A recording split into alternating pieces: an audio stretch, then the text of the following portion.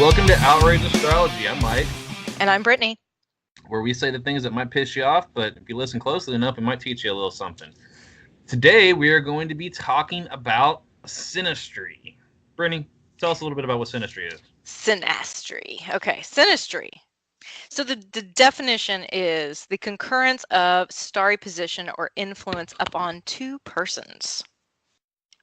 But really, it's just chemistry. Yeah, it's the chemistry between two people. It's how people interact.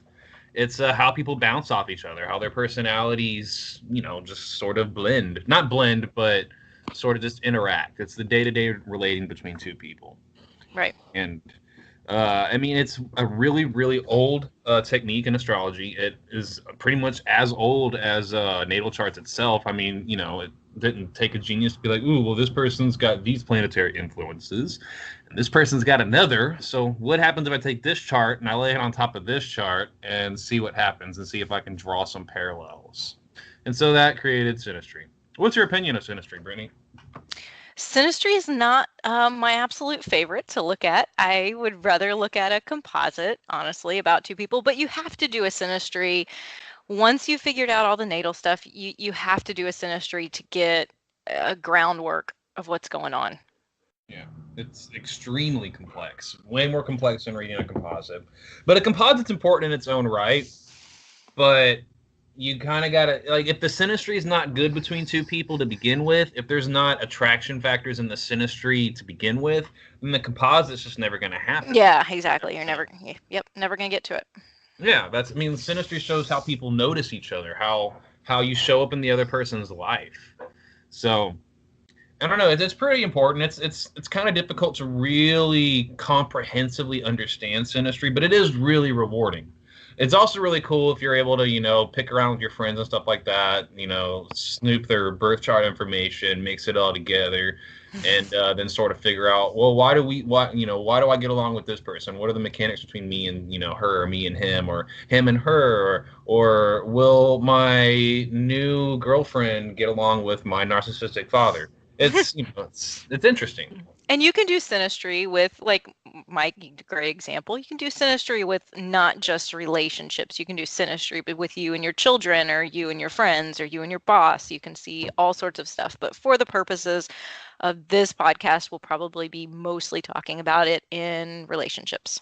In relationships terms, yes. A really cool method that I've actually started using is if you want to travel a lot. And I know there's a lot of methods for astro travel, picking what locations will work well for you. But you can actually do a Synastry between you and the birth chart of a country or a city. Those are actually pretty telling, actually, especially looking at where that country's sun falls in and what house it falls in your natal chart. But anyway, okay, so drawing. I'm singing "Don't Cry for Me, Argentina" in my head right now. Apparently, Britain, going to England would be a really, really, really intense place for me. But anyway, all right. So the big picture. What do we pull up a Synastry? Oh, and that's another thing. How do we pull up Synastry chart? Yeah, how do you do it, Brittany?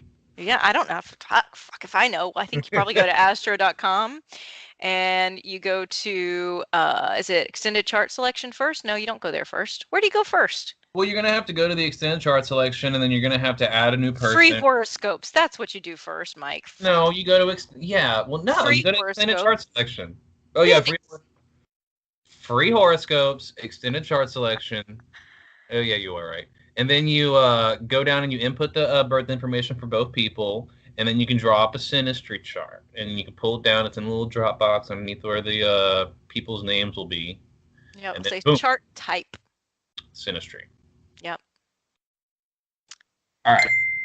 So, throw that out the window. Okay. Anyway, so once you draw up a Synastry chart, you want to look at the big picture. You want to check out the overall feel of it. You want a good balance between hard and soft aspects, right, Brittany? Right. Because we don't want it to be all easy, because that's boring. We don't want all blue lines. No, you want to see a healthy amount of red lines, because those squares and those oppositions, those are challenges. The blue aspects are nice; they're supportive aspects, but too many of them, or if it's too unbalanced, there's too many blue aspects, then it's just it doesn't compel you to really do anything. It's like one of those relationships where you sit around on the couch and watch Narcos while y'all eat popcorn and nachos. I mean, it's not a relationship that really forces you to grow or stimulates you in any way. Right. And alternatively, if you have almost all, inconjuncts or inharmonious aspects, it's going to feel like a battle. You're probably never going to get, that's the relationships that are never going to get to the composite because you just got to fucking hate each other. Yeah, if it's a lot of inconjuncts, you can actually feel really unsettled and uncomfortable around that person. You don't really know why, but y'all just don't really get each other. It's like having a lot of inconjuncts in a composite chart is kind of like you get stuffed in a room with your cousin that you haven't talked to in several decades, and you don't really know them very well, but you're forced to sit in that room with them, and you're like, I'm gonna try to force myself to talk to you, but I am not getting any enjoyment out of this situation in the slightest. Yeah, it's gonna feel like the whole last paragraph that Mike said. It'll feel just like him talking just now. That relationship. Okay. All right. The luminaries. Right. So the luminaries are the sun and the moon. We want to see how they talk to each other, first of all. Now, do they need to be making specific aspects to each other? Like, what do you? I just think they need to talk to each other. I mean, if they're all squaring one another or all in opposition to one another, you're gonna need more supporting aspects to, other planets to support that, to make that work. But no, I just want to see them talk to each other. Yeah, any aspect is better than no aspect when it comes to the luminaries, especially to the sun, especially in a man's chart with the sun. If that man, his sun isn't aspected in some way, then he's not going to feel seen. He's not going to feel like his ego, and that's very important to a man, even in homosexual relationships. He's not going to feel like he's even really noticed or valued in the relationship. So. And the moon, I mean, the moon is to me, people usually look at the sun as who we really are. To me, the moon is really digging down to who you are, because that is how you react before you've even had a chance to think about it. That's how you're going to feel about something. So, how your moon plays off of the other person's sun and moon, and then after that, the other planets that we're looking at. And don't count out, if you pull up a chart and you see that there's no aspects being made to the sun or moon, which is rare, but if you see that, go in and select the quintile by quintiles option so that you can see if those are showing up in the chart, because those are really, really important. Like, you can look at somebody, like this one person's got, the sun in Capricorn, and then the other person's got their moon in Leo, and they look like they're not talking to each other at all. No inconjunctions, no nothing. But then you pull up the biquintile aspect. They're making a biquintile, which is, an aspect that's related to the fifth house. It's about fun. Seeing quintiles and biquintiles in a chart are freaking phenomenal. They're like the best friend aspects. Like the sun biquintile, the moon, Mars biquintile, the moon. Those are really, really positive things to see. So make sure you're taking those into account in Synastry, because yeah. So when we look at our chart selection and we're putting all of this stuff in, because on a natal chart, those automatically pop up. Do they not automatically pop up on a Synastry? The biquintiles? Mm-hmm. They do at the bottom in the chart, but that's a little bit difficult to read. If you're not used to reading charts, you're not going to really pay attention to that little pyramid-looking thing at the bottom. Yeah. So if you go down to the display and calculation options. Yes, you can highlight the box that says show quintile/biquintiles, and those are going to be they'll start showing up as little yellow lines. And I love seeing lots of quintiles. Like the sun quintile moon is probably one of the best aspects you can see. It very rarely happens, but they call it the best friend aspect for a reason. So it's just really fun. Okay. So personal planets, we talked a little bit about the luminaries. What about those luminaries making aspects to each other's personal planets? Now, as long as they're not making, as long as one of the luminaries isn't crazy challenged, it can make hard aspects to the other person's personal planets. And a lot of times it'll actually create a little bit of excitement. you just have to be a little bit judicious with, like, if you see somebody's luminary, like their sun, it's making nothing but hard aspects, then that means that that part of that person's personality, be it the sun or the moon, or you can get into the personal planets too, are going to be actively challenged unceaselessly by the other person. So yeah, it's funny you're talking about this because for my husband and I, so we've been married 11 and a half years. Our sun and moon are only challenged by one another. That's almost all they've got going on, except for Sun Mercury sextile. But that's essentially, they've just got squares, and that's two of them, and that's it.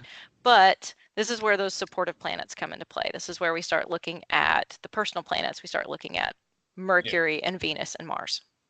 Yeah, and me and one of my good friends, actually, to bring out more of the negative sides of it.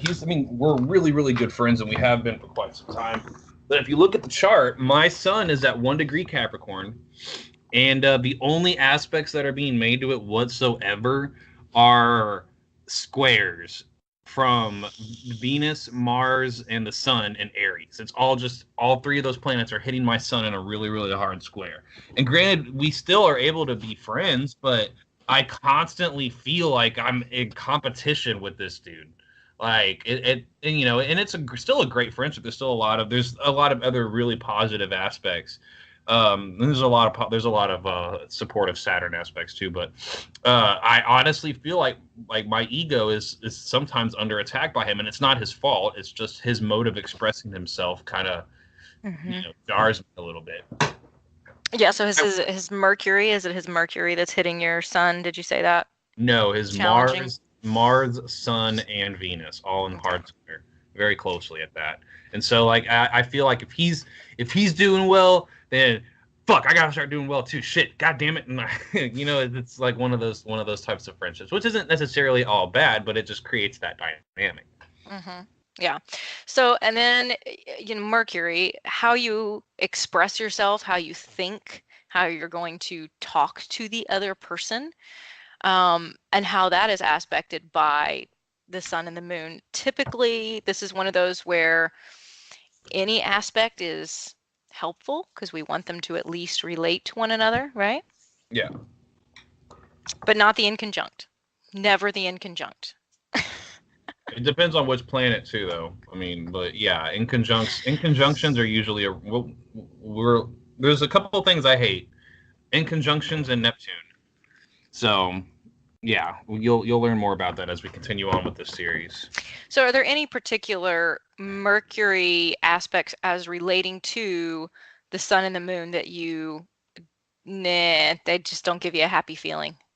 And to be completely honest, as long as there is an aspect being made, at least the planets are talking. At least Mercury is being noticed. So I would say Mercury in hard aspect or in conjunction to some of the outer planets are a little bit of an issue, and we will go over that in a little bit.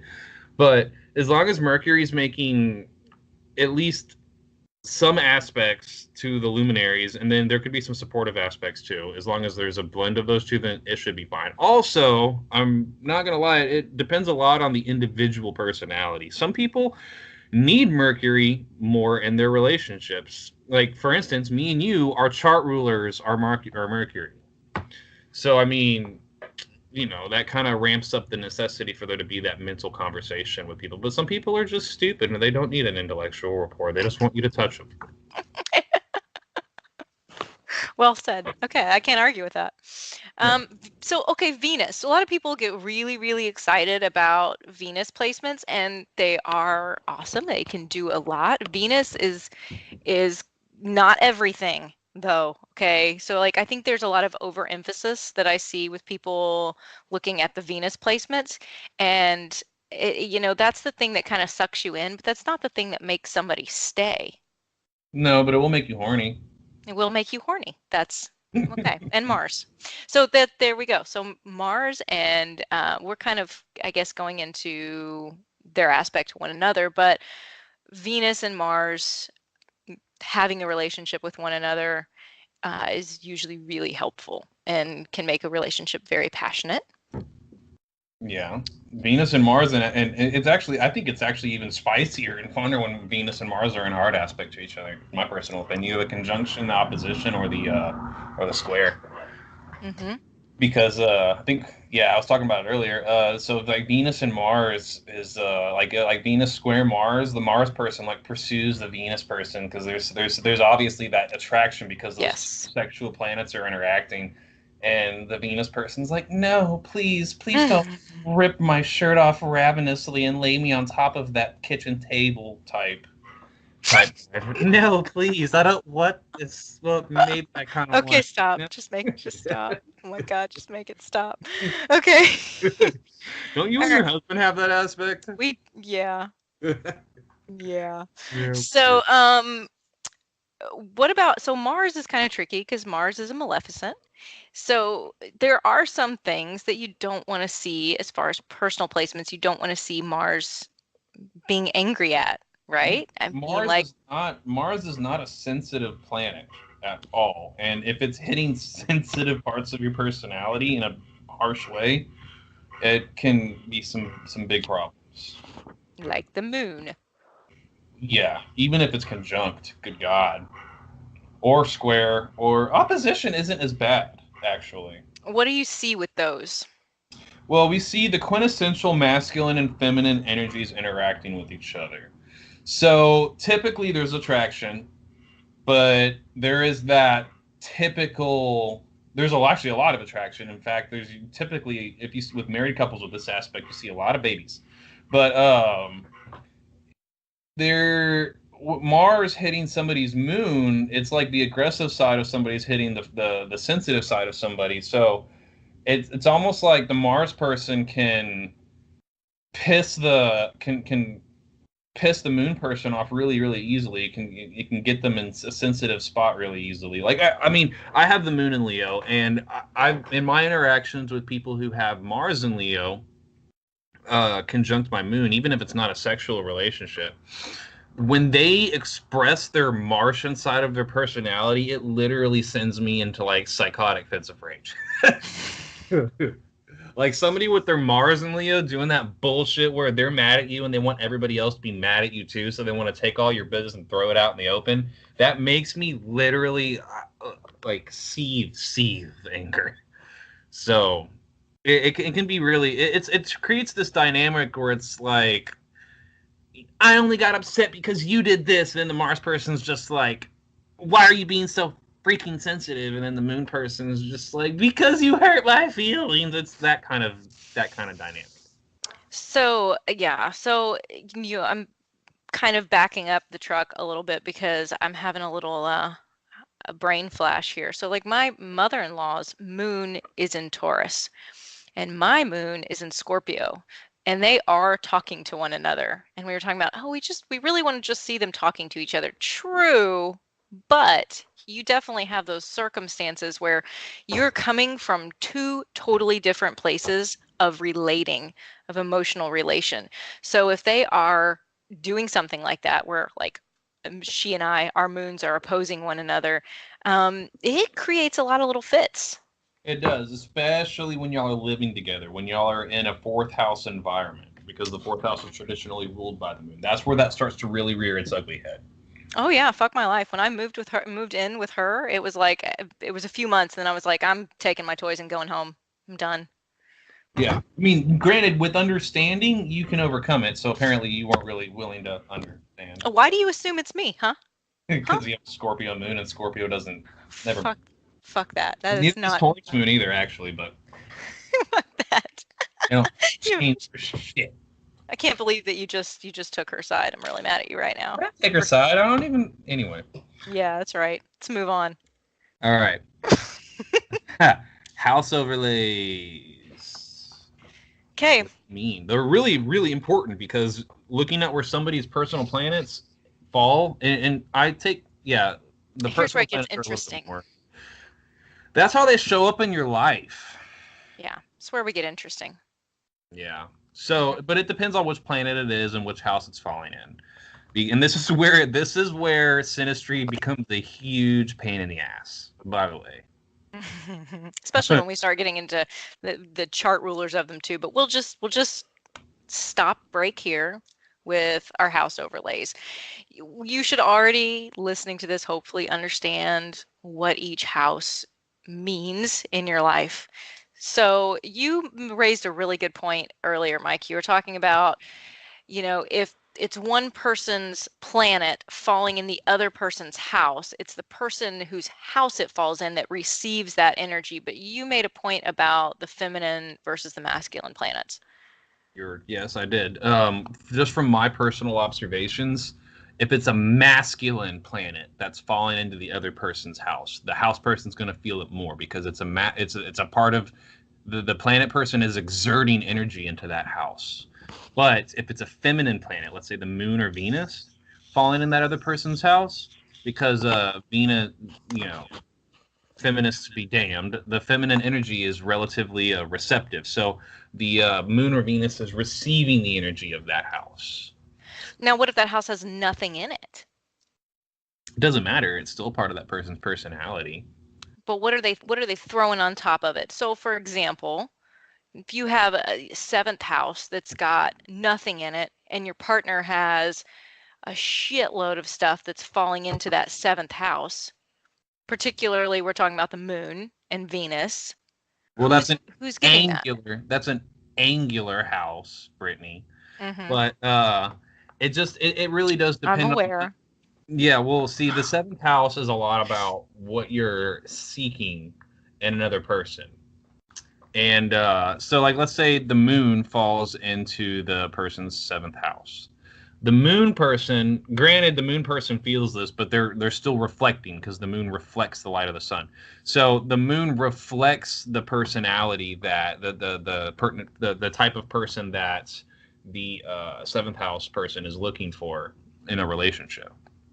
Right, and same with Venus. So if the 7th house, if it's your 7th house and your partner has Venus falling in your 7th house, they are an ideal for you, right? Are they not like, oh my God, I want to like wife this person up? True, yeah, because Venus is a visible part of your personality. It's part that you absolutely show. But let's say, for instance, though, however, somebody's got their Mars stuck up in your 7th house. What do you think that does? They've got their Mars in your 7th? Oh, yeah. So I'm going to say that's a passionate thing. Typically, I mean, it depends on what aspects that Mars is receiving and what else it's doing. It can go either way. It can make you either very passionate towards and protective towards that person, or it can just piss you off. It can. Mars has a cutting kind of quality to it. And when Mars falls in, let's say my Mars fell in your 7th house, there would definitely be a drive towards relationship, but it would be sort of in an aggressive way, and it would there's like a cuttingness to it. So it's like kind of cutting your perception of a relationship. You know what I mean? It kind of disrupts it. It's there. It's affecting. It's lighting up that house in your personality, but it sort of kind of has a cutting quality to it. I keep using that word. The sun is extremely important, especially because the sun, think of like the nature of the sun. The sun lights up whatever house it's in. And when you're looking at sun sign compatibility, if you don't know anything about astrology, or well, if you're not really into astrology, it's really easy to think that, well, I'm a Virgo, so he's a Taurus, and we should be compatible. It doesn't work that way. It's actually more about the house overlays. Like for instance, I have a history of loving Aries and Libra, and I'm a Capricorn.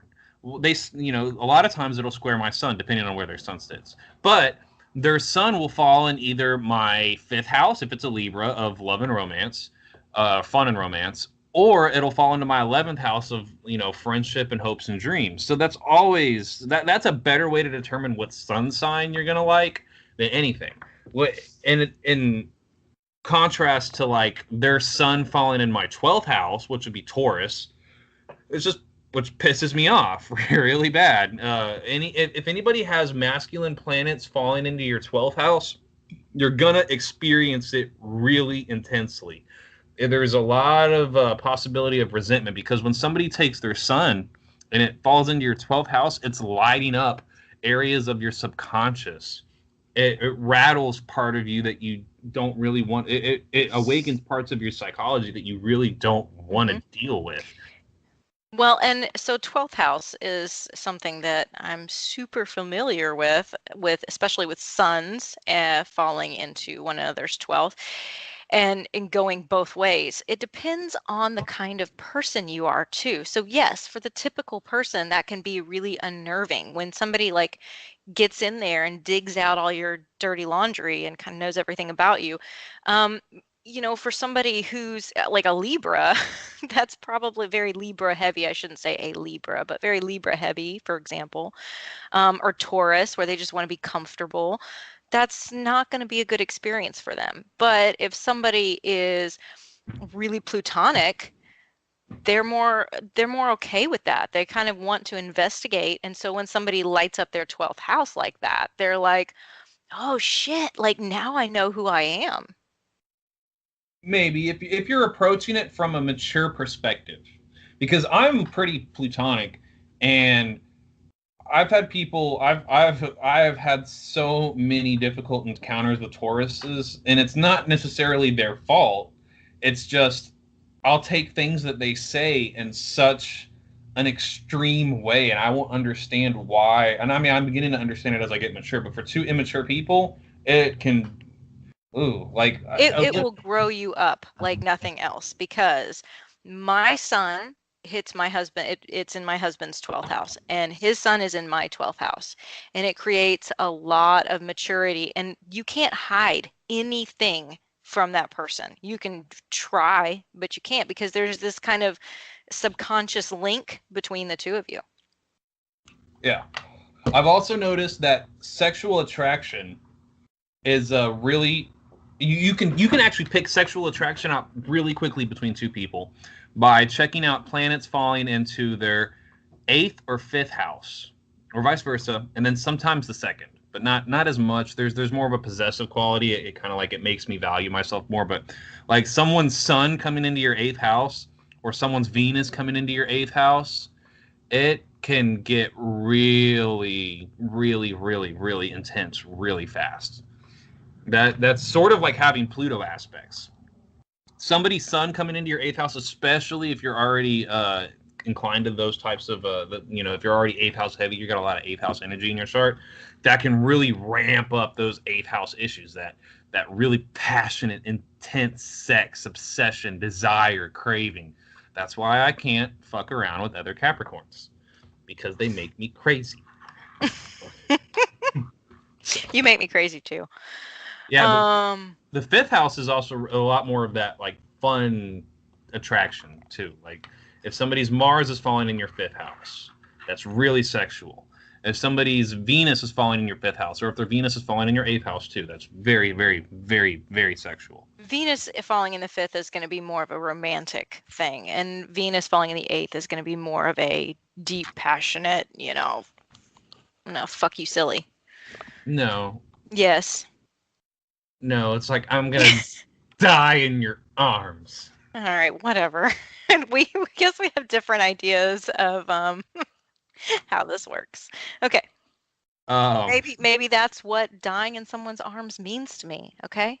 The 2nd and the 6th house, you see a lot of planets. If you see a lot of planets falling in those two houses, if it's like really unbalanced that way, you got a lot of planets falling in their 2nd and their 6th house. The 10th house too, but we'll get into that. It's a little bit different because it's an angular house. But those are Earth ruled houses, and like you see that person as being useful, really, really useful. So that can kind of like really tone down the romance. Like for instance, Miss Brittany here has a stellium of planets falling in my 6th house. So what are you trying to say, huh? You're useful. I'm useful. He's just, you guys heard that, right? I've got it on recording. He's just using me. Whatever. Used and abused. Okay. If you look at the So, closet, there's a whole nother story going on. Anyway, in the second house, like let's see somebody's Jupiter falling in your second house. That's actually really cool because that person can bring you money. The person can, help you out financially, or it can inspire you to make more money. okay, so talk about the angular houses a little bit. All right, so the angular houses are the 1st, 4th, 7th, and 10th house. So the first house is your body and your appearance, how you exert yourself into your environment. The 4th house is a more conscious side of your emotional nature. It's how you deal with your family, your past, your background, your memories. The 7th house is it's not the shadow self like we discussed earlier, but it's a lot about It's commitment. Yeah. It's partnerships. It's partnerships both in the romantic sense and in the business sense. It's what you feel you're lacking in your personality. It's the antithesis of the descendant. So it's that void you're looking to fill up with someone else's personal planets, sometimes. And then the 10th house is how you exert yourself into the world. It's your career, what you expect, the changes you expect to make on the world. It's the way the public views you, the way society views you. So having somebody's planets falling in your angular houses is really significant. Or having your planets fall in their angular houses is really significant. For instance, Brittany, what do you think about first house overlays? They really, since your first house is yourself, whatever planet they've got spitting into that first house is going to bring out something in you about yourself. And that feels good to us because when we first fall in love with somebody, what we're really falling in love with is what we think is the idealized version of ourself. We're kind of falling in love with ourself in a way. Neptune. So Neptune speaks. So, falling into the first house, they're like moon, for example, moon in the first house. That's like, I feel at home here. Yeah, it's like when you see somebody's moon conjunct your ascendant, or you see their moon falling in your first house, and all that. That's a lot of basic emotional affinity because the moon person feels that the ascendant person acts out and their mannerisms how they're feeling on the inside, so it makes them feel comfortable.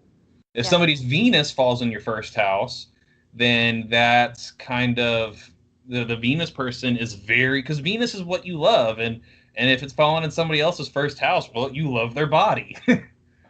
So that in itself signifies sexual attraction. Mm-hmm. Mars falling in the first house too can signify some sexual attraction. It's one of the instances where the planet person feels the attraction more, or feels it more than the house person, even when it's a masculine planet. In fact, the Mars person can come off really, really pushy sexually. I mean, I've had Mars and Gemini people just. You have like every chart of everyone you've ever fucked like stored in your head, and you just pull it out and like quick references. It's funny. Okay. I do. I'll save it, and then I will like superimpose a picture of them in the far left-hand corner. Great. But, okay, fourth house. Fourth house. That's a lot of. The fourth house person will feel a lot of emotional affinity with the person who has a lot of planets in their fourth house. I mean, it's like you can't get away from those people. There's this bond there, and they just kind of they have this familiarity. You feel at home with them. You can, but sometimes that's like it goes awry. I mean, usually it's a good thing. But if there's some shitty planets going on in there, it can be like, I just can't fucking get away from this person. Yeah, but I mean, if anything, though, it can lay the foundation for a lot of understanding. Usually, it's a good thing. This feels like family. I've got planets falling in your fourth house. I got a lot of them, actually. I've got my Venus falling in your fourth house. I've got my Pluto and my Mercury. This is a compliment, so I'm just going to be quiet and listen. Keep going. Well, see, I told you there's more than all that. Okay. Anyway, yeah. So I mean, it sort of like in a way you feel as if like you've known this person for a while. You feel like it's somebody who reminds you, at least in a sense, of your family. Can you see similar backgrounds here? Yeah, you can. You really, really can, especially in the composite, but we'll talk about that later. We'll talk about that in the next segment. But the fourth house, it's just there's a familiarity there because the emotional spectrum of an individual is represented by the fourth house, the eighth house, and the 12th house. And the eighth and the 12th house are a little bit more of the negative, well, it's sort of negative, it just depends on your perception, sides of the emotional spectrum. But the fourth house is more of like that, the warm, fuzzy, sentimental type of feelings. And so having somebody's personal planets activate that house in your chart, or you activating theirs, it stirs up those feelings, and it's nice. It's, It's nice. It's cozy. Put on some warm fuzzy socks. It doesn't, it doesn't make my penis erect, but it's still nice. Like I said, you put on your fuzzy socks and, yeah, play video games together. Okay, seventh house. Seventh house. Now, see, the really funny thing about the seventh house is not only does it rule partnerships, but it also rules open enemies. I've been in a lot of arguments with Sagittarius people who have their sun fall in my seventh house. So how can you tell if they're going to be enemies or if they're going to love each other if it's fallen in the seventh house? Because you want to look at the rest of the synastry. But I was trying to nail you down to an answer, and you just had to go, make some smart ass comment there. Well, yeah. You have to look. Yeah, you have to legitimately look at the rest of the synastry, but it can go both ways. I mean, you see a lot of long-term relationships that have heavy seventh house overlays, because that person is sort of meeting your image of it's bringing up that part of your personality that's looking to bond, or not looking to bond, but looking to form a partnership, or looking to make an enemy, looking to make a rival. So it can be love or hate. It just depends on the person's seventh house ruler and how it's aspected, or how the personal planets are working both ways. But it can be pretty nice. I mean, usually for me specifically, with my experience with seventh house overlays, I generally like the person more if it's softer planets falling in my seventh house. If it's the sun, maybe it's because my Mars is in there as well, and so it's like they'll usually be hitting their sun, or I'm already really, really assertive with that part of my personality. I'm really assertive in my relationship. So if somebody's ego is coming into that, it kind of creates some headbutts. So that's just, I guess, more of my personal experience with it. But if somebody's got their Venus falling in there, or their Mercury, like you, or their moon, generally I tend to like them a lot. I tend to view them as somebody that I can go out and do things with, or I can, rapport with, or I can, get involved in some sort of business arrangements with. What about you in your seventh house? How do you deal with Pisces? Well, actually, what I was doing right now is pulling up. My grandparents actually have Pisces ruled seventh house, both of them, and my grandfather's Mercury falls into my grandmother's seventh house. So that creates an affinity there. You kind of see how that works. There's very easy communication between the two. They can drive each other up the wall, but they will always come back together and, work it out. However, what was your question about my seventh house? Yeah, how have you dealt with people that have heavy Pisces placements? Well, unlike some people, I don't go pull up their chart and see exactly, or you actually don't even do it. You just naturally, like, you have an ephemeris stored in your head, like it's just a ticking number box, right? Yeah. And then you go, yeah. And then you go, well, I have to go pull up an example. Like, so you said your Mercury? Yeah? Okay. So obviously, yeah, so we get along. Works out. I don't know. I don't know a lot of people who have that. Yeah, your Mercury falls in my seventh house. What else do you have in Sagittarius? I have Uranus in Sagittarius. It falls in my seventh house. Yeah, actually, my Uranus conjuncts your Mars. No, your Uranus. Wait, no, your Uranus conjuncts my Mercury. Does it? Yep. I'm literally looking at this right now, and my Uranus is at 16 Sag, and your Mars is at 17 Sag. So yes, they do. Oh. Uh-huh. Okay. Well, Okay, so what does that mean? Why don't you interpret that, Mike? We're gonna go into Uranus. Calm down. Calm down. Put me on the spot here. I can't think of people who just fall in my 7th house. Look at Pisces. Okay, anyway, you don't ask everybody you know their birthday. Who doesn't do that? Okay. And can I have house rulers? And can you call your mom? Oh wait, no, the 10th house. We gotta go to the 10th house. Yeah, so everybody's gonna know all your shit. Yeah, so I don't care. I'm an open book. That's what I'm saying. That's what I'm saying. Your 10th house. If you've got a lot of stuff, it's going on in the 10th house, that's going to make the relationship more public, right? Yeah, and also that's another, like when I was talking about the Earth ruled houses, like the 2nd and the 6th, the 10th is in there too, because you can view them as useful in your career, or you can view them as useful with your image. Like somebody's Venus falling into your 10th house, the 10th house, the 10th house for the Venus person, it kind of goes both ways with that one. You can you sort of view them as somebody that you can use to get ahead in life. Or if somebody's sun falls in your 10th house, then they're lighting up that part of your life. They're making you more aware of where you need to go with your life. It's not an emotional house though. Right. But so there's not as, it's better for business relationships, or for, like, I guess if you're trying to do synastry between you and a location or something like that. But it's still useful. I mean, I've had a lot of significant friendships where there's 10th house overlays, and they kind of highlights your, will to go out and make a change in the world. So it's positive. It's really positive, unless it's Mars. Unless it's Mars.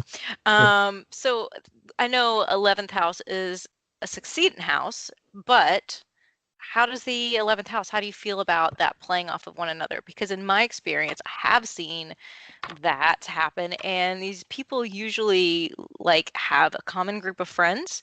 They get along really well. It's a great placement for friendship, which relationships should be built on. So I see good things coming out of the 11th house. I love 11th house aspects, or 11th house overlays, as well as 9th house. And that the 9th house is, I'll talk about the 9th house here in a second. But the 11th house it's the house of friendship, and it's the house of hopes and dreams, and it's the house of cooperation. And that's why I love Aries. I freaking love Aries people. Even though it squares a bunch of my outer planets and personal planets, is because when I'm around them, when I talk to them, I feel like naturally I'm like, this is a friend. This is somebody that I could be friends with. See, now, and I'm that way with Cancers. Don't make fun of me. I know everybody fucking hates Cancers, like they all hate Scorpios. That's why maybe we get along. But Cancer, it falls in my 11th house.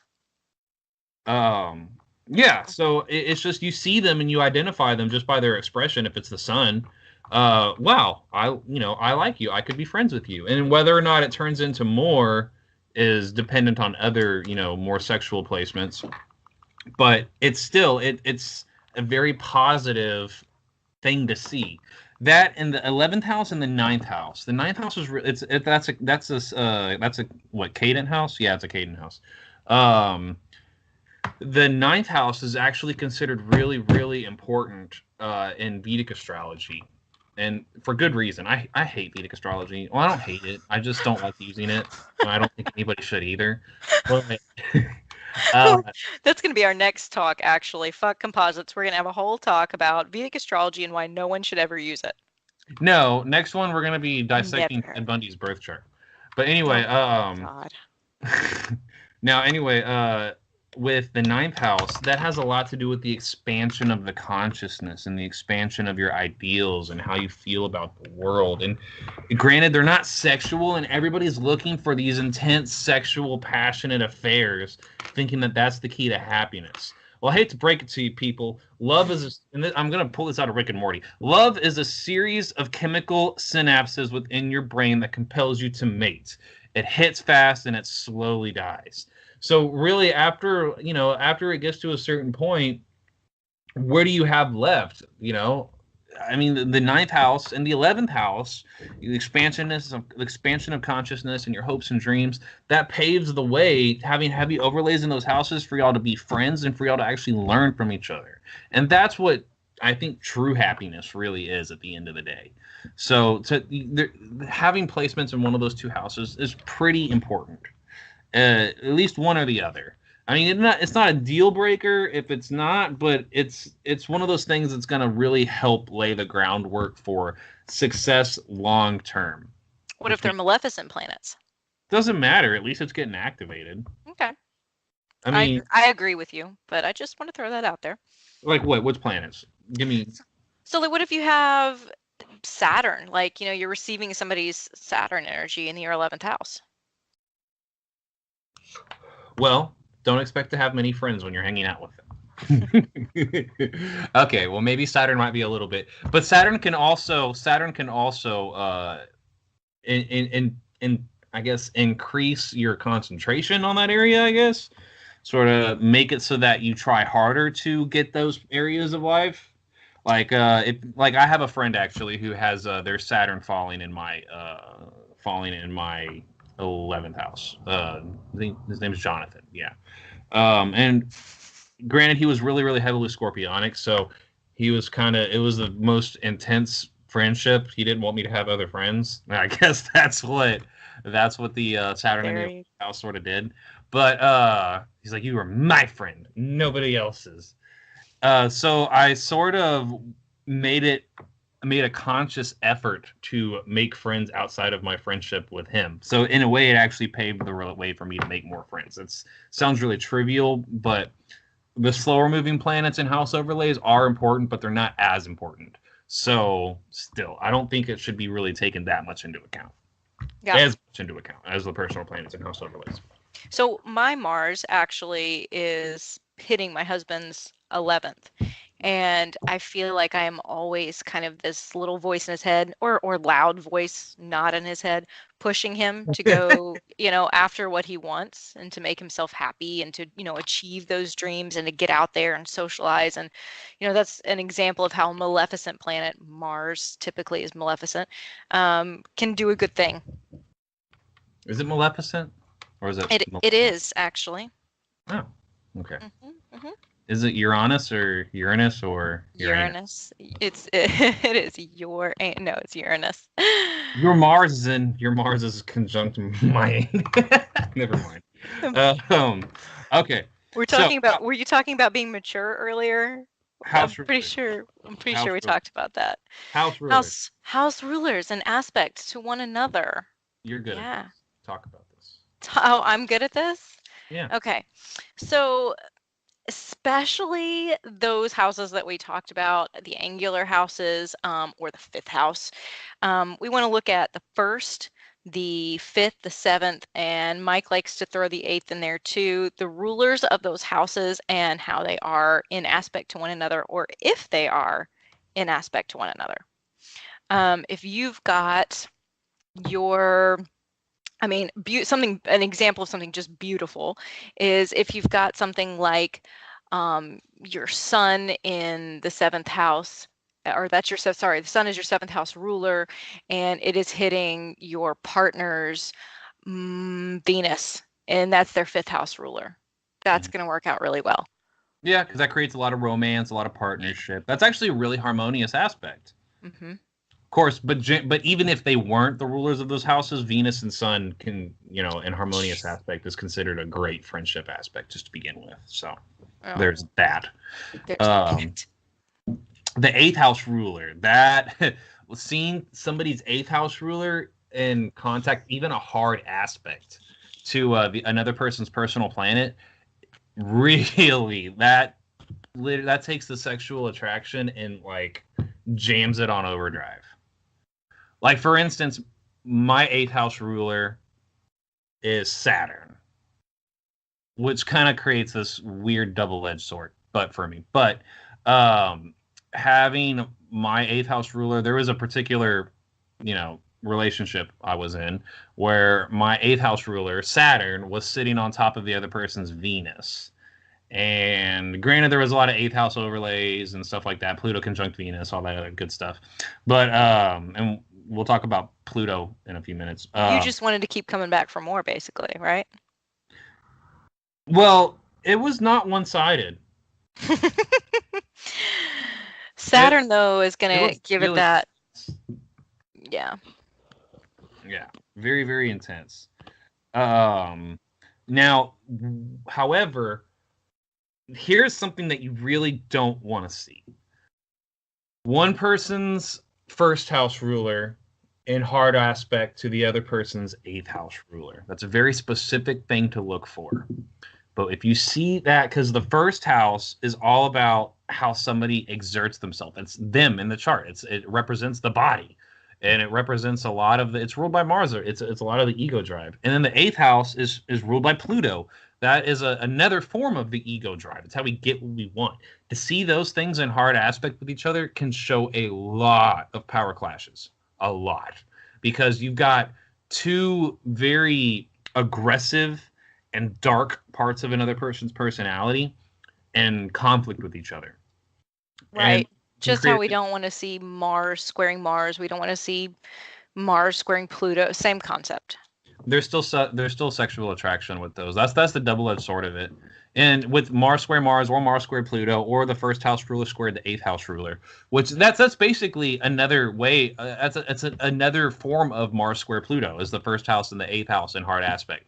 But it's that same thing. You want to look for that. I mean, that's one of those aspects that's not going to be really apparent just by looking at the planets. But if you notice that this person's Venus is their 8th house ruler, and then this person's Sun is their first house ruler, and then you see them in hard aspect, well, that even though that's generally not that bad of an aspect, put in context with the individuals, that's a pretty crazy. That takes a normal square that wouldn't be that difficult and really ramps up the intensity of it.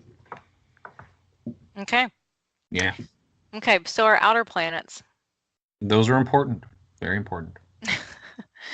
They are. So we're going to start with Uranus. Yes, you love Uranian themed. You have a whole talk on Uranian themed relationships, right? Yeah, we'll do Uranus and then we'll go to Saturn. But yeah, Uranus.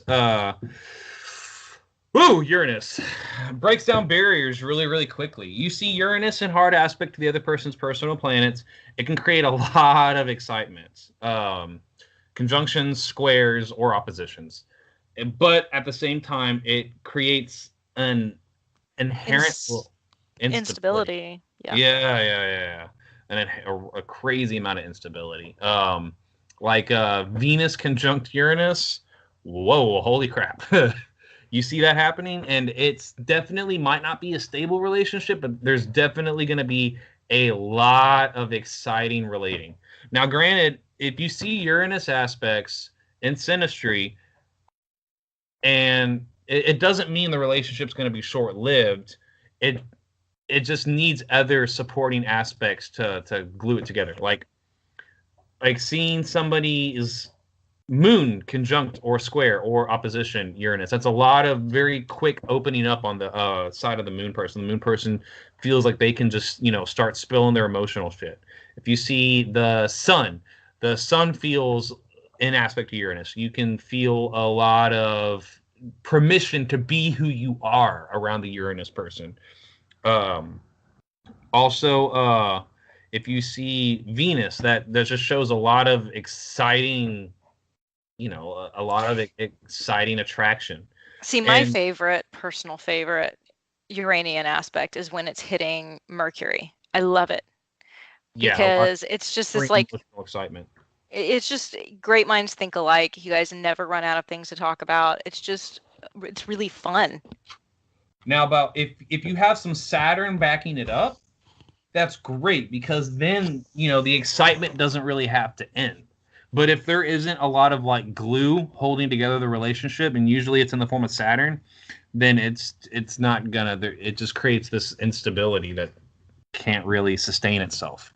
Because Uranus is electricity, and electricity is very powerful and very quick, but it cannot sustain itself for long periods of time unless it has the conduit on the wire keeping the charge in place, like Saturn. Yeah, so, okay, when you said, and this is my bad, I jumped to Uranus because I'm thinking of classical planets versus the modern planets or the outer planets, but Saturn is really where we should have gone next, and you segued into that good, because so Saturn is going to do a few things in a chart. Saturn is actually, you want to see Saturn contacts, even though Saturn is kind of like the big bad guy in the natal chart. As long as there's enough supporting aspects for Saturn to, to make it a little softer, because Saturn is where we're going to grow. It's what is the glue that's going to hold us together. It's got the responsibility, the staying power for the relationship. Yep. It's the glue. It's glue. And the Saturn person generally doesn't want to lose the planet person, even if it's hard aspects. But a healthy amount of Saturn's good. Too much Saturn can really make the planet person feel tramped down. Or if there's a lot of Saturn going both ways, there's a real heaviness to the relationship that some people are cool with. But if you're like a lighter personality, you got a lot of air and fire, not a lot of Saturn making hard aspects in your chart, it can really feel like a wet blanket.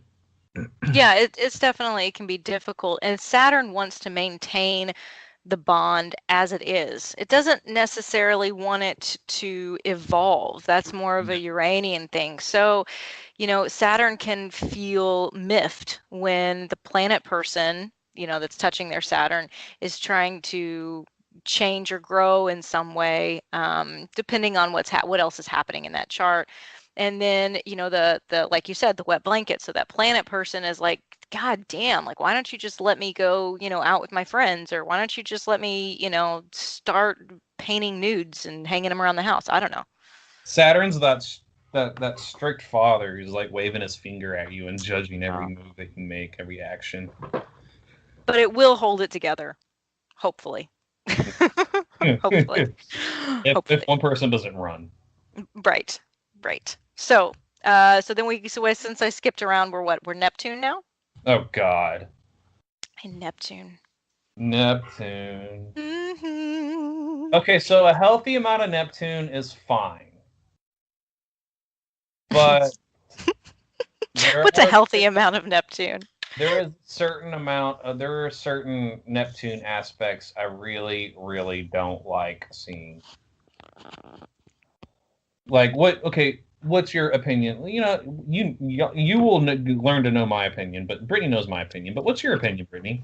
I mean, there are things that I want to see idealized in a relationship, because sometimes you want that fantasy, and that's not always a bad thing. So like a Venus and Neptune contact between two people is going to be this really romantic kind of, you're just everything I've ever wanted and more. Okay, well, Neptune's ruling your descendants, so I'm going to disregard I'm going to disregard everything you just said. So basically, he doesn't give a fuck what my opinion on Neptune is what he's trying to say. Neptune, you've got to realize what Neptune does is it makes everything refined, okay? And sometimes we can refine things too much, and so they're not real anymore. And so that's the side that Mike doesn't like. Mike doesn't like it.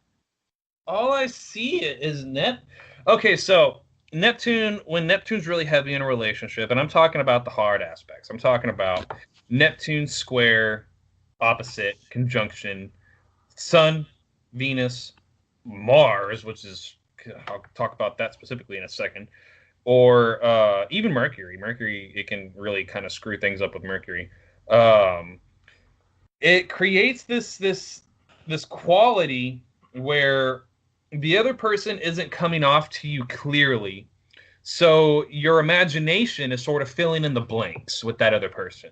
And it triggers this part of you that sees them for what you want to see them as, or what they could be. Or there's a lot of dreaming there. There's a lot of like let's say Neptune square the moon. The moon person looks at the Neptune person, and it seems this promise of, this great emotional bond. And they start, trying to dig in and achieve that. But what they're looking for, that bond they're looking for, can exist, possibly. But it's more than likely they've imagined this connection with this person, and it's just not ever going to really probably get to that point. And the Neptune person will usually sense this idealization, no matter what personal planet's touching it, and they'll try to live up to it. They'll try, but and they'll want to, but it'll get to a point where the Neptune person will start saying things and doing things to try to live up to that standard that are deceptive. And it's just it can create a lot of problems. Like the Neptune person a lot of times will end up deceiving the personal planet person because they're just telling them what they know the personal planet person wants to hear. And that's where the problems can start coming around. And the big one is Mars square Neptune. I love seeing that in somebody's synastry whenever they first come to me asking about a relationship, because when you see Mars square Neptune, or an opposition, but the square is more pronounced, you see the Mars person really, really sexually idealizing the Neptune person, and they want to get it on pretty fast, really fast. And the thing about Neptune, though, is it eventually dissolves. The fog eventually lifts. So after they've, sat in there and gotten it on multiple times like rabbits, eventually that attraction's not going to be really there anymore. And you're gonna want to make sure that there are other things keeping y'all together besides, that hot and steamy sex, which just seemed to sort of evaporate, after that's all over. So a quick little fable, I guess it's not a fable, it's a real life story of Neptune, is my parents. So my parents are both gay, and they married one another when they were really young, wanting to be quote unquote normal. Okay, so long since past that. They're like, we're gonna fucking be who we're gonna be. But Neptune is heavily aspected between them. My mom's Neptune is hitting my dad, conjunct my dad's Mars. My dad's Neptune is conjunct my mother's Sun, Venus. There's just a lot of Neptune back and forth between the two of them, and you see that they idolize this relationship that was something that was not real, right? Yeah. Okay. It's all about dreaming. And the really messed up thing about Neptune and relationships is the people involved with the people in the relationship, they don't want to hear the truth. Neptune does not like truth at all. And they will get angry, they will disregard anything you have to say, they'll get defensive, and there's not much you can do. It's really hard, especially if you're trying to read synastry of another person, trying to explain to them that, look, honey,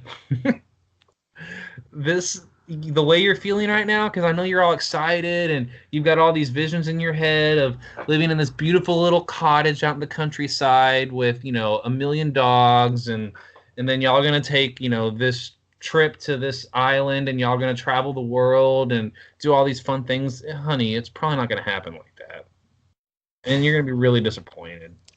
But you can't tell them that. They're so trapped in this fog that they don't want to hear it. And you just kind of got to sit back and watch it unravel, because it will eventually. Okay, so it takes years, but it does. It does. It always does. Okay, Pluto. I know. You got tired of hearing me rant about Neptune? Well, you could go on about Neptune for a really long time. Okay. Okay, Pluto. Yeah, anyway. You can go on even longer about Pluto, probably. But Pluto is its own little thing there.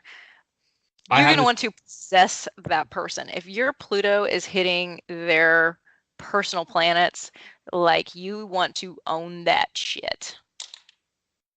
Or if Pluto's hitting your personal planets, it can make you kind of crazy. Right. Like, Pluto has this funny way of sticking a knife into whatever personal planet it touches. And how that person reacts depends a lot about what planet it is. So does Pluto ever do anything good in these charts and synastry charts? Tell us what good things it does. It makes y'all want to smash pretty quickly. It will definitely transform you. But see, people get this idea in their head. They hear things like intense, impassionate, and transformative, and they're like, oh, wow, that sounds great. Sign me right up. And it doesn't work out that way. It all happens, but it doesn't happen in the way that you would usually like it to. It's more like, Oh yeah, it transformed me after I sat and sobbed and cried, talked to this dude, and it just depends on how mature both people are in the relationship, because it can really bring out some nasty things, like Pluto square the moon, or Pluto conjunct the moon, or opposite the moon. The moon person is really fascinated by that dark energy within the Pluto person. See, Pluto works at a really unconscious level. So usually people who are the Pluto person in these relationships, they don't act consciously. They do things in really subtle subconscious ways, and it allows them to really evade responsibility for their actions because they don't really realize they're doing it.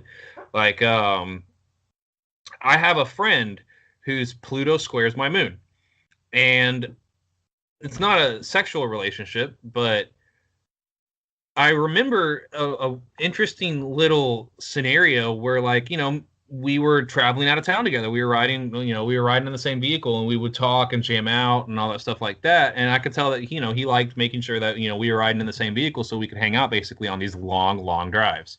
And I made a comment one day before we were about to head back to Houston. And I was like, well, I'm going to go ahead and ride in the other truck with my stepdad.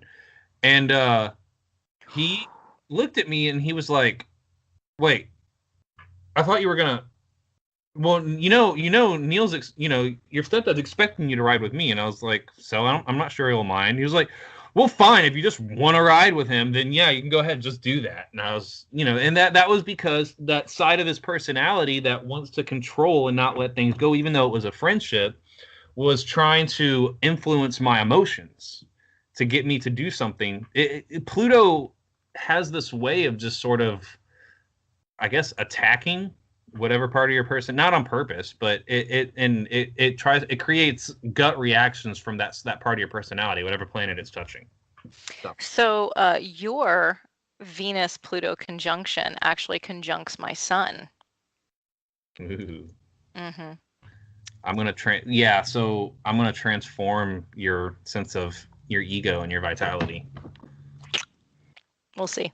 Yeah, but then you put Venus on top of it, though. When you get Venus involved with it, it softens it up a little bit. It makes it more crazy, one or the other. Well, when you see the sun, we were just talking about the sun conjunct Venus earlier. It's actually a pretty positive aspect of friendship. And also, you are heavily Plutonic, and I'm heavily Plutonic, so you're used to that. Yes. Also, keep in mind that Pluto moves really slow. Same thing with Neptune and then Uranus and Saturn. Saturn to a lesser degree.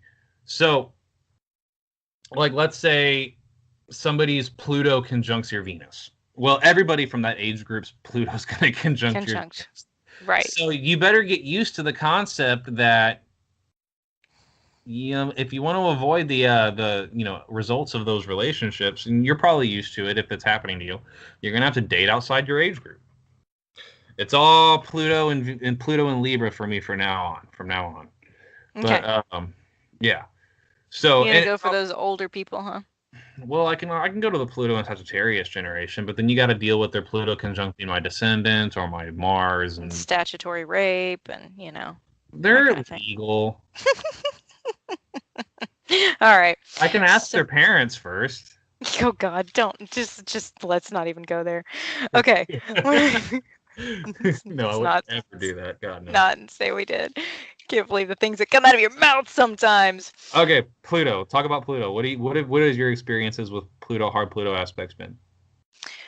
Well, I mean, because of my particular chart, my experience of Pluto is going to be really unique because a lot of people are gonna fuck with my whole, because I have that Venus Pluto thing too. So, and I'm very Plutonic. So every relationship feels like a big fucking deal to me. And that's a typical thing you're gonna see when Pluto is in play in a synastry chart. It's gonna feel like this kind of larger than life, or obsessive, or possessive, or it's just very intense. And right up your alley, though. Yeah, I mean, for people, but like I said, because for me, I'm not going to fuck with a relationship that's not like that. It's just not worth my time. But that's not the average person. That's my particular chart. So just, if you're not ready to deal with something that is going to be, I mean, I wouldn't recommend a plutonic relationship or heavy Pluto in in the regular person's chart. I would be like, that's probably going to be more headache than it's worth, if there's a lot of it. Yeah, it'll change you, but Yeah, I mean, might not I like mean, how the change happens. yeah, I mean, stabbing yourself in the hand is going to change you too, but it's Do you really want to go through it? not really. Yeah, it's not a great idea. So, so we're going to talk about red flags. What do we not? What aspects are really shitty to see? And the one that always is going to pop out to me is when Mars and Pluto are in play, That's a because that's just going to be, I mean, yeah, you probably, like you've said earlier, you're probably going to have a great sex life, and then they're maybe going to kill you. I don't know what's I next. wouldn't say kill you, but let's say They like might kill you. just one person. No, that don't scare people because I know long-term relationships. Me and my dad had those aspects. We had a double whammy. And you've probably thought about killing him. We actually try to kill each other all the time. We used to Okay. fight. We used to fist fight constantly, and we Wait. have double whammy Mars square Pluto. Okay, so who's scaring people now? I mean, I'm just It's being pretty real. bad. Yeah, but it's double whammy, and then it also shows up as a conjunction in the composite. So it's like, Sorry. anyway, he put a gun to my head when I was a kid. Anyway, if both people are pretty timid as is, like, they're not really, they don't have violent personalities to begin with, and you can look at the natal chart. Don't get into a new relationship and go, oh, there's Mars square Pluto, but he would never do that. No. You want to really look at the natal charts to really figure out if this is going to be a big issue, and then look at the composite too to see, because this is one you have to handle with care. You got to be careful when you see that aspect. Mars square Pluto is no joke, but you do take other things into account. Now, it can show a lot of really explosive confrontations. It also creates sexual attraction, but it can burn itself out because of the intensity of the confrontation.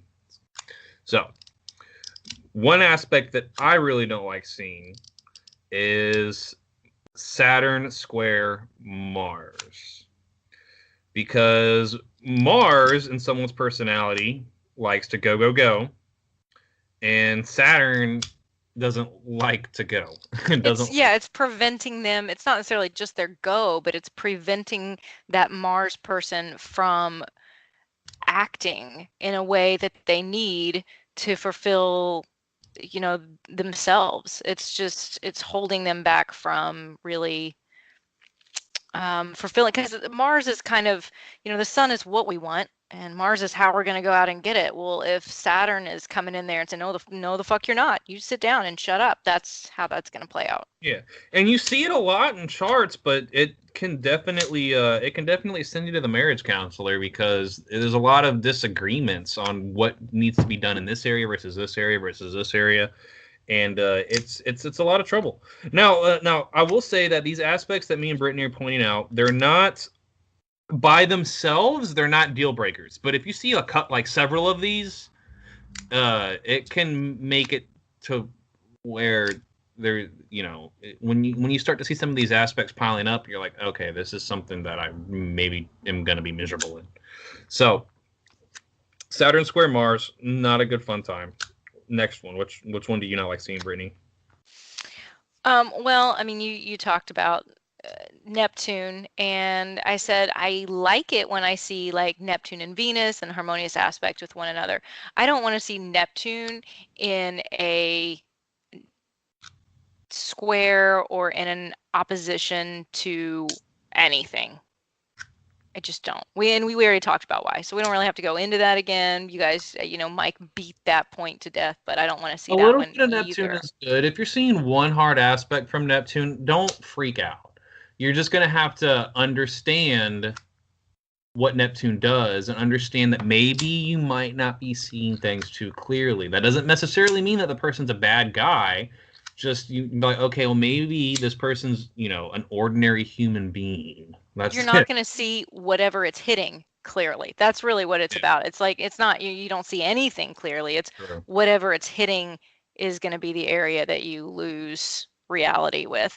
I also, I said this earlier, I don't want to see in conjuncts. I especially don't want to see Venus in conjuncting Mars. I don't want to see Venus in conjuncting let's talk about Venus in conjunct Mars. No, Venus in conjunct Pluto still signifies a bit of attraction, in my opinion. Yeah, I don't like it. But it's awkward. I don't like it. Venus in conjunct Mars will make for literally the worst sex you have ever had in your life. I call it the boner shrinker aspect. Okay. What about Mars in conjunct Mars? It's going to do something similarly, will it not? Yeah, it could. Now, let's see. There's a little bit of Venus in there that's doing some good stuff that can mitigate it a little bit.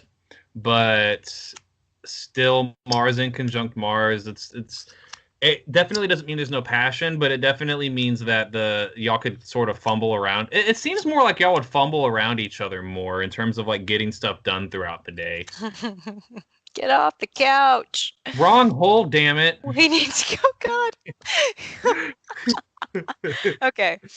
One I don't like seeing is the moon in conjunct Uranus. When you see that, I've experienced that. The Uranus person, their way of like being free and, just throwing off, the necessities of convention in a relationship or in life in general, it has this way of disturbing and jarring the moon person. It freaks the moon person out. It can really kind of create this whole, like, what are we? Like, what is, like, it doesn't mean that people won't be attracted to each other, but it can definitely throw the moon person for a loop. Like, are we not a thing? Like, why is this person doing stuff like this? It's just, it just the way of the Uranus person being free just bothers the crap out of the moon person. It can make them actually over time really disgusted. I'll tell you what I don't like to see. And this is one of my experiences. And so maybe I'm biased here, but I really don't like to see the moon really in hard aspect, but even a conjunction, a moon conjunct Mars. Oh, yeah. It's like, I had a friend that her Mars was conjunct my moon, and it's like everything she did pissed me off. Yep. Yeah. Mars in Leo makes me really, really angry. Yeah. Really, really, really angry. There's typically a lot of babies. Did we talk about that earlier? You did. We did. You talked about making a lot of babies. Yes. So, red flags. Another one. I don't like seeing that much. We haven't talked about Jupiter a whole lot. Yeah, you talked about Mars. Mars squaring Jupiter. A lot of the hard aspects between Jupiter and personal planets are fine. In fact, the opposition between the Sun and Jupiter is actually not bad at all. But Mars square Jupiter, I wouldn't call it bad. It doesn't make y'all dislike each other. It can make y'all a bad influence on each other. It can make the Jupiter person has this way of convincing the Mars person to do things that might not be healthy. Like, let's say one or both of them has an issue with substance abuse or gambling or alcohol. The Jupiter person kind of can be like, oh, it'll be fine. We can go to the casino just one more time. It's just the Jupiter person just is not a great influence on the Mars person. Just not. And they can reinforce bad habits, potentially. It just depends on the individuals involved. But, so, anyway. Okay. I agree. I concur. Yep. Okay, so the last thing is you like to deal with that I don't really like to deal with, so I'm just going to listen to you talk and maybe argue with you, is your whole concept of fated aspects, fated relationships, all that fuzzy shit. Well, first off, I'll go over what Brittany thinks about twin flames. Brittany, what do you think about twin flames? They don't exist. And tell me, why don't they exist? Because it's just it's this idea that people have put into their head that there's this one person that is the right person for them, and that your souls were birthed from the same ether and split into two. That's a load of bullshit. Okay, you guys get along really well, you get each other, you have a great affinity for each other, fine. But some big esoteric word or concept to put validity to that relationship, to me, is stretching matters. Just doesn't work. Okay, I actually very much agree with that. The whole concept of twin flames is nonsense. I've received a lot of questions about it, and I will tell them every single time that does not exist. However, karma. I do believe in karma. I do believe in karmic events. I do believe in us having a tie to a past life and us having to come across people that we have some sort of ethereal connection with that didn't exist in this lifetime, but we can still at a subconscious level feel. And usually when you see that, you're dealing with the north node, and the north and south node, the north-south node axis. And you can see really, really strong ties to people with nodal contacts. I think the north node more so than the south node. Like my best friend, we've been friends since we were not even able to talk. Our dads were best friends too, and well, still are. And even though I hate my dad, but I'll keep going on that way. My son is conjunct his north node. I've also had several long-term friendships where there's heavy nodal contacts, and it's really that is just like Saturn, and how much that binds people together. Even you know, it's just not as heavy. It's just viewed as more important because the north node is an obsessive point. You are subconsciously seeking to free yourself from past karmic experiences or to advance yourself in a healthy way, for your soul. And having somebody's north node making contacts to your personal planets, or the angles, especially the angles, shows that this person is in your life for a reason, and that's to help you out in some way reach some sort of destinies, or not destiny, but some sort of growth. And it usually signifies some sort of ties in a past life.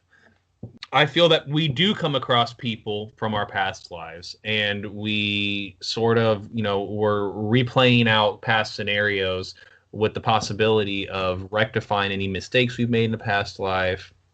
And I think there's no evidence for that whatsoever. Go ahead. Yeah, well, different opinions. It's fine. It's just, sometimes I think that these concepts feel really good, and so people want to roll with them. But nonetheless, I will not argue with you. Karmic relationships are not always positive, though. They're not always pleasant. In fact, for the most part, they're not pleasant. Sometimes, but they help you grow in a way that's spiritually healthy. Now, I'll tell you why.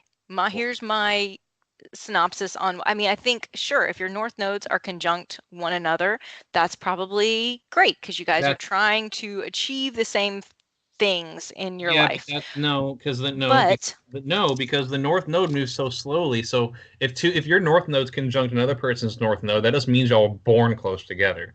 We're looking at north node conjunct, like, faster moving, less likely points, like especially the angles. Okay. Well, here's what I was about to say before I was so rudely interrupted about north nodes. I have had... I'm sorry, I'm not a mean guy, I promise. I really love you. Joy. So I have had several relationships in my life, not all romantic ones, but relationships in my life that have felt very fated or significant and very bonded. And the north node for me in those relationships has not come into play. So it's not been a personal experience thing. Now, if I see that in a chart, I'm going to pay attention to it, but it just hasn't been my experience. So just because they're not happening doesn't mean that that's not a significant relationship for you. Sure. But in my experience, I have noticed it be really significant, especially in my longest running friendships. Like, one of my really close friends, we became friends in a really, really bad situation, and we like weathered the storm together. I won't really get into specifics, but after that situation ended, and we both, were forced to sort of go our separate ways, we came back together as friends. We've stayed very close friends, and it was very, very, very fated that we met each other. We formed a very close bond, and his north node is conjunct my moon, and my north node is conjunct his ascendant exactly. So cute. Yeah, but it's just it's just an important friendship, a very important friendship. And also on top of that, the vertex. The vertex differs from the north node as it signifies fated encounters, but it's more about the creation of new karma than it is about the dealing with past karma. And me and my buddy's chart, my close friend, I value my friends very deeply. His vertex is conjunct my midhaven exactly, and my vertex is conjunct his IC exactly. And the vertex is about people coming into your life that are meant to evoke some sort of change or meant to evoke some sort of new destiny. You're looking for planets conjunct or opposition the vertex. And sometimes you don't see that in Synastry, but if you look hard enough, if you look at the composite, or if you look at any type of like transits to the vertex on the progressions, anything like that, whenever you met that individual, you will see, usually, if it truly is a really important relationship, the vertex has been in play in some shape or form. What if it's in opposition to like more anti-vertex? I'm probably not asking my question very well. What if their personal planet is conjunct your anti-vertex, or therefore your personal planet is in opposition to? Is that the anti-vertex? Yeah, you feel me? You get what I'm saying? Mm-hmm. I feel like that can bring up some more of the negative possibilities with a fated encounter, but it's still significant nonetheless. But with the nature of the opposition, it creates tension. It creates a call to action. So you have to take the implication of the opposition into consideration. But at the same time, that doesn't make it any less fated. Now, like I said, fate and karma does not always mean, oh, we're going to be together no matter what. And, it was just meant to be. That's not how that works. It's important. It makes it important. Real quick, I know I sounded like I don't, give a fuck about nodes. I do. It's just when I look at them, the way I interpret them, because I don't look at them as a karmic thing, my worldview is a little bit different. I look at the north node as playing more of a Jupiterian role, and the south node is playing more of a Saturnian role. Well, then why do we have Saturn and Jupiter? I didn't say they are the same thing as, but if you look at how they function in a chart, they will function similarly to those planets. Okay. Either way, I mean, in the next episode, we will begin going over composite charts, and we'll start taking, like, the synastry is the ingredients and how the ingredients mix with each other. Like in layman's terms, like, you don't mix mayonnaise with brown sugar, or you don't mix Worcestershire sauce with chocolate chips and hope to get something awesome. But the synastry is how you mix everything together in the bowl, and then you put it in the oven, and then out pops the composite chart and what the relationship bakes up as a whole. So we will be getting a chance to continue going over that in our next segment, which we will be coming out with shortly. And yeah, I feel like this was a very, very productive segment. What do you think? I think so. I mean, we were kind of all over the place, so hopefully they were tracking with us, but we got a lot of information out there in a short period of time. So next week, you can tune in and listen to us talk about composites, which in my opinion are way cooler. They're pretty damn cool. I love composites. They're so much easier to read, too. Synastry is so difficult to decipher, but you got to do it. You just got to. I mean, if the composite chart can be beautiful, but if the synastry sucks, just deep. Yeah, it's still not gonna be all that great. All right, I'm Brittany. I'm Mike.